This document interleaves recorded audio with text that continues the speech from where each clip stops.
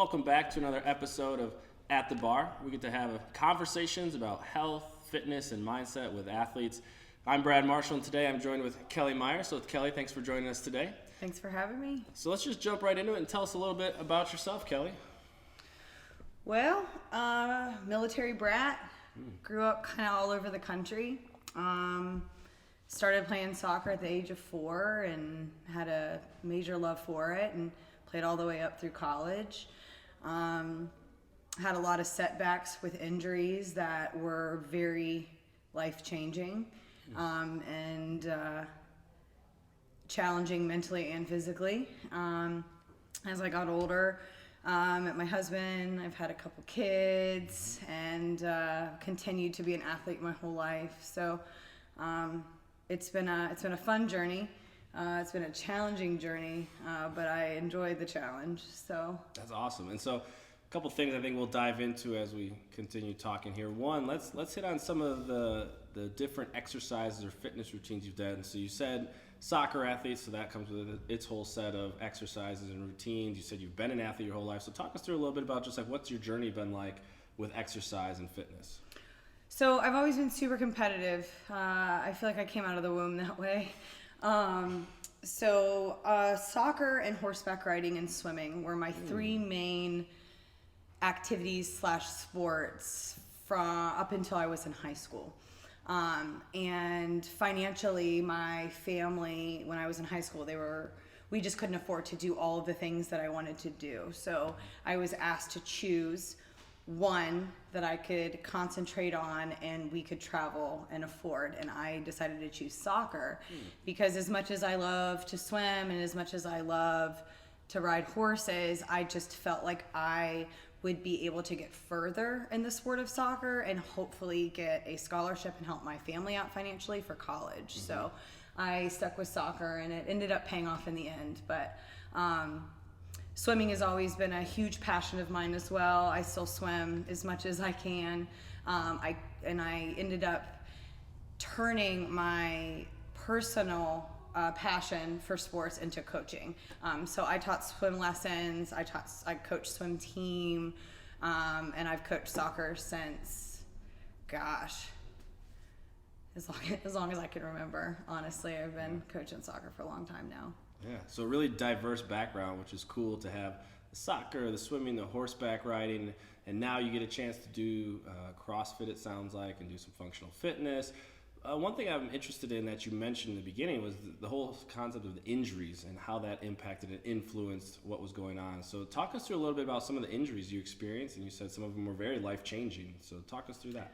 So in high school, I was constantly breaking and fracturing my ankles. I have large legs and very small joints.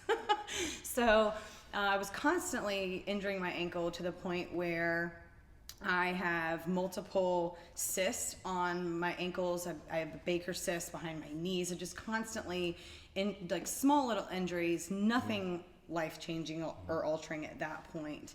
But over time it started to wear and break down. I played a lot of indoor soccer, and when I was a freshman in college, we were playing on AstroTurf, and I was just running for the ball, and I tore my Achilles tendon. Not too bad, not to the point where it was going to end my career or anything like that, but it was enough to say, okay, when I feel pain, I need to stop. So that was the very first time that I started to be aware of the physical changes in my body and knowing when I feel pain that I need to just listen to my body. Fast forward to post-college, I was playing on an indoor team, just a fun adult rec league, and I had already had some knee issues. It's a little bit of pain from doing some things at my local YMCA, and I went out and was running for the ball full speed and went to decelerate, and the next thing I know, I heard it sounded like 3 rubber bands snapped, and the next thing I know, I'm waking up on the ground. I had completely passed out. I did the tri-blowout. I blew out my ACL, PCL, and MCL all in one shebang, and it literally was like my knee exploded. It ended soccer for me that day, competitively. So that was super, super hard for me, mentally, more than physically, because I had to stop doing something that I loved so much and something that I was just so passionate about, kind of taking a back seat, and it was a very long, slow recovery. So being on the sideline and watching all my friends play and knowing that I'll never return the same way that I was very, very hard for me. And to be honest with you, it kind of went down a little slippery slope. I started making not great decisions, and I kind of steered away from sports and away from a healthy lifestyle, and kind of started down a not so healthy lifestyle. And it really wasn't until I met my husband that I finally decided, okay, it's time to get back into the gym. It's time to do this again. And then I started to coach. And then that's when I really found the passion again, was when I started to coach. Yeah. So I think that's such a relatable story. A lot of times athletes experience an injury or something goes wrong physically that they don't get the choice of when they want to end playing the sport. Something else comes up that makes the decision for them. And you talked about how challenging that was mentally, and that coaching and finding your husband really did help impact you. What else would you say helped you get back into, all right, I'm gonna start moving again, start being a little bit healthy and make some choices that were a little bit more beneficial for you? I felt better when I got back into the gym and I started to eat healthy again, and I started to actually move my body and get back into shape. I had more energy. I wasn't as tired. I felt like I had more hours in a day to do something because I had a more regimented schedule. And just overall, I was happier. I was just a happier person when I found fitness again. Yeah. So. And what's interesting is finding that next outlet or that next opportunity.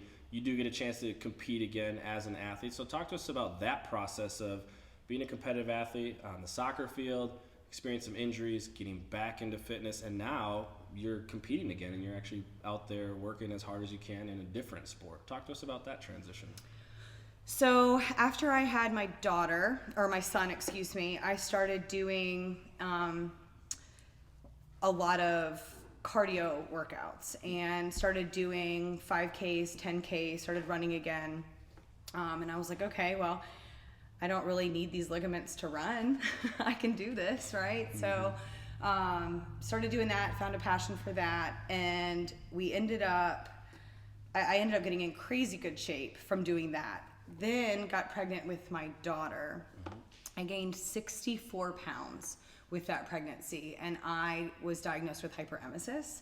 I was bed rested for about 8 weeks. I was put in the hospital, fed through an IV tube. It was a disaster. And it took me out of the game again.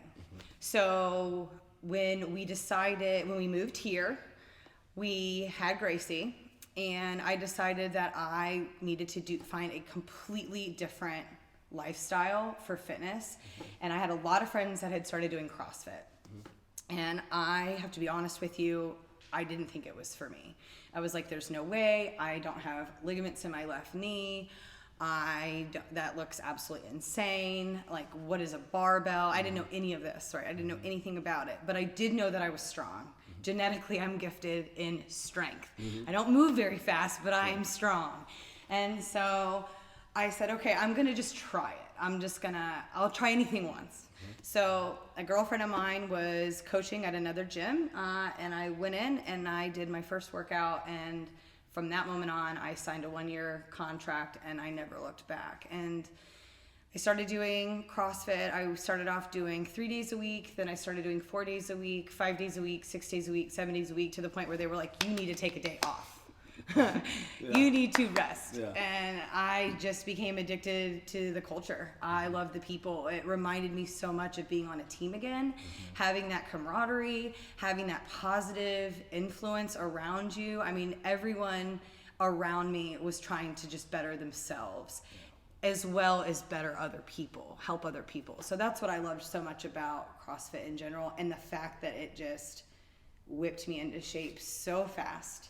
And then I found a love for competing again. So Yeah. That's so cool. And one of the things I love about that is being able to take that same passion you had for soccer and coaching, all those other things, and find an outlet for it that helps you in your health and fitness.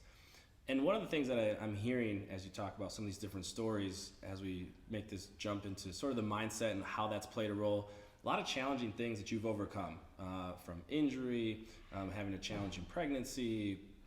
Talk us through, how does health and fitness, or how have these challenges played a role in your mindset, whether it's in the gym, whether it's out of the gym? Talk us through that a little bit. How do you learn to overcome these challenging and difficult things? I'm just really stubborn. And if I see a challenge presented, I want to do it. And I want to overcome it. And I want to do that now more so than anything for my children, because I want them to see, oh my goodness, there's something that I don't think I can do,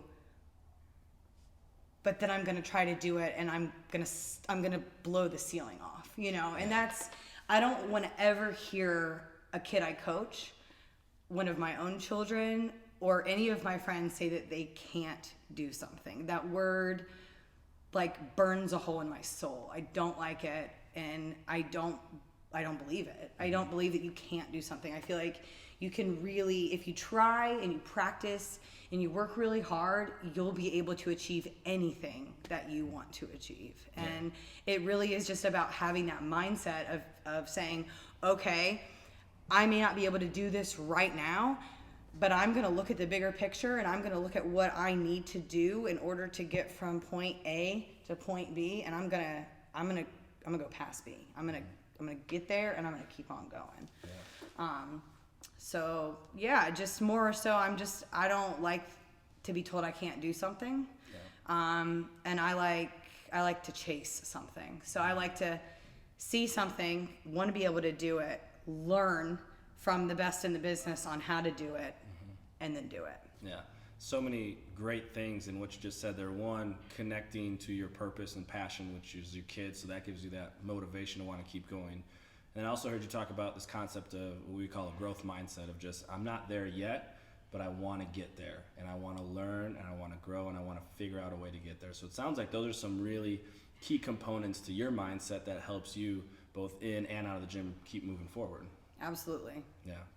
And so I want to help folks get to know you maybe just a little bit better. So we're going to make that transition to our lightning round here. So I'm going to ask you a couple questions. You're just going to tell us what comes to mind off the top of your head. So the first one is, what is your favorite time of day to work out? I like to work out in the morning. What time in the morning? Typically, I like to work out around 10:30. Okay. I'll coach and then get the kiddos out the door, and then it's my time. Nice. So, what is your favorite exercise or movement that you get to do when you see a program? You're excited for that? Anything with a barbell, for sure, and I really like to squat. All right, nice. How about your least favorite movement? The movement that when you see, you're like, ugh, not too much of a fan of that. To be quite honest with you, I'm not a big fan of rope climbs.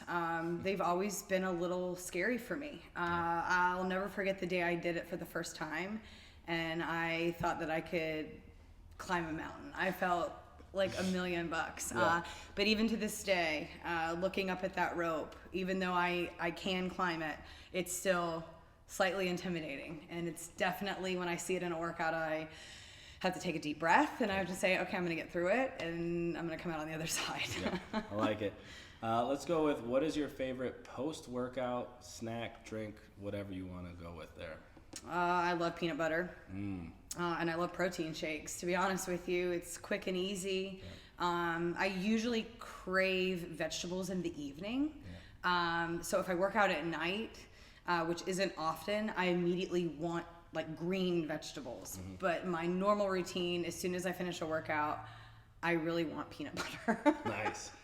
All right, how about, what is your favorite piece of fitness gear that you have? You can take that in any direction you want. I know you are the queen of fitness gear, so what's your favorite piece of gear you have? Oh gosh, definitely thumb tape. Thumb tape? Yeah, right. I have to have, I feel like I have to tape my thumbs to go for a run, you know? I would have to say either my thumb tape or my lifters. Yeah. I like my lifters a lot. Yeah, awesome.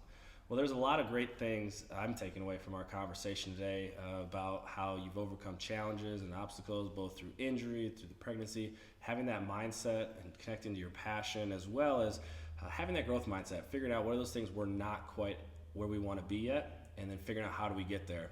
So I want to have you have the last word here. So if you could say something, whether you want us to call it a word of encouragement or just express something to people who are trying to improve their health and fitness, what might you say to them? Just start. Just do it. Literally, don't be scared. Go to as many gyms as you physically possibly can and find a community that you love, because they're all different. And you know, everybody belongs somewhere. And what's so great about this community is that it doesn't matter if you're missing an arm, you're missing a leg, you can't see, any physical ailment, you can still do this sport. And I would just say don't quit before you start. Like, just start. Yeah, I love it. I think that's a perfect way to end. So Kelli, thanks so much for joining us today. Thanks if you enjoyed today's conversation, feel free to like and subscribe. We'll continue to bring you conversations with athletes here of next episodes of At the Bar. We'll see you next time.